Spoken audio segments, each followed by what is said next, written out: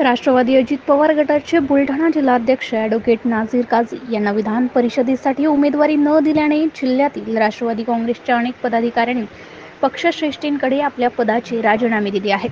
पक्षातील स्थानिक नेतृत्वाच्या कार्यप्रणालीला व्यथित होऊन सुद्धा प्रामाणिकपणे पक्षाचे काम करीत असलेल्या पदाधिकाऱ्यांनी ॲडव्होकेट काझी यांना उमेदवारी नाकारल्याने राजीनामा दिल्याचे सदस्यांच्या वतीने सांगण्यात येत आहे.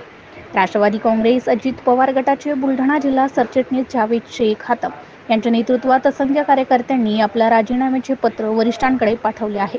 यामध्ये शेख जावेद यांचे सहकारी रियाज अहमद तालुकाध्यक्ष अल्पसंख्याक विभाग जळगाव, शेख राहेत मुल्ला माजी तालुकाध्यक्ष जळगाव, अब्दुल हमीद अब्दुल माजिद, मंजूर खान, संदीप ढगे, संजय दंडे यांच्यासह अनेक पदाधिकारी व कार्यकर्त्यांनी आपले राजीनामे वरिष्ठांकडे सादर केले आहेत.